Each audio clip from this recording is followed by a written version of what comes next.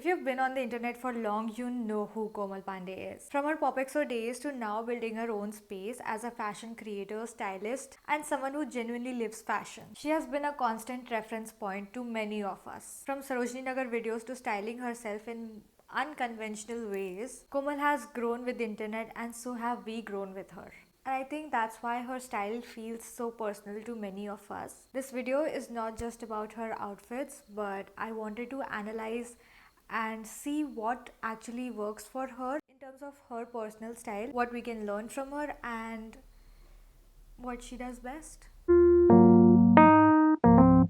Her style never felt about fitting into the trends, but it was more of an experimental journey, sometimes getting it wrong and sometimes getting it very right. But of course, always trying. It feels like she does not dress to be palatable, but to express herself, which is what personal style is about, speaking even before you can utter a word. That really shows in the kind of pieces that she gravitates towards. If you look closely, as I did, into her wardrobe, I'm not being creepy.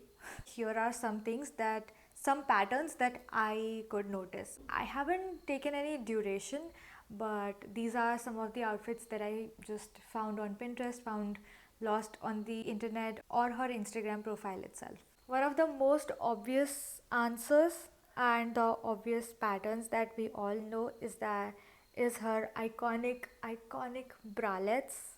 They're structured but feminine. Tailored trousers, often leather, sometimes wide leg or unconventional.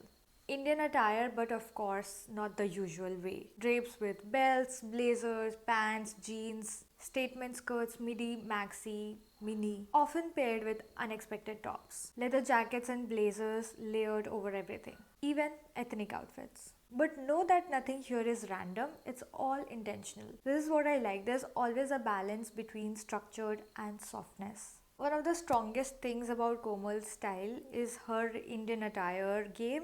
The thing is, she does not always treats Indian wear as Indian wear, but just another piece of clothing, which helps her style it with or pair it with anything. And I think as Indian women, we can really take inspiration here. Sharara or lehengas styled with modern tops, worn as statement outfits and not occasion wear. I feel like she's very silhouette driven as she repeats corseted waists, strong shoulders, be it puffs, ruffles, structured jackets, flowing bottoms paired with fitted tops, and layering that adds dimension. I would say her outfits are more memorable because she sticks to the things that works for her, and she's very consistent over that, which makes it memorable for us. Moving on to the accessories. Her accessories don't feel like an add-on but a part of her entire outfit, obviously, as it should. For example, the belts are used as shapeshifters, going for statement earrings and skipping the necklaces, or maybe doing everything everywhere all at once. Bags are used as focal points. She understands that accessories anchor her outfits. Another thing to notice is that she does not shy away from bold colors, and I think that's what makes her feel and look more confident. We've talked about the shapes, but yes, the colors are an important factor as well. I think this is her most usual palette. Here are a few things that we can take away from her personal style. Don't wait to be ready and be open to experiments. Repeat silhouettes, that's not boring, it's what makes up and builds your personal style. Use accessories to tell your story. Mixing Indian and Western wear without thinking of them as separate segments in your wardrobe. Let your wardrobe reflect your personality instead of trends. I think her biggest lesson here is to give yourself permission to try. Her style journey shows us that it's not supposed to be perfect. You're supposed to be consistent at it until you have built that muscle for yourself to see what works for you. It's about curiosity, confidence, and consistency at the same time. She's grown, changed, experimented, and stayed true to herself.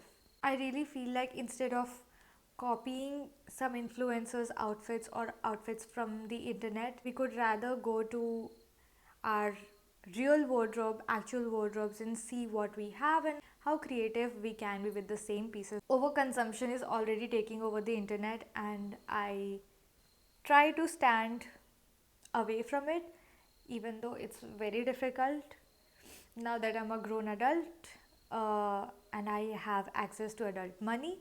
Uh, but yeah, I think we can still try, as Komal has taught us.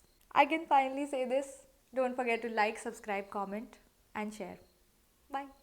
Thank you.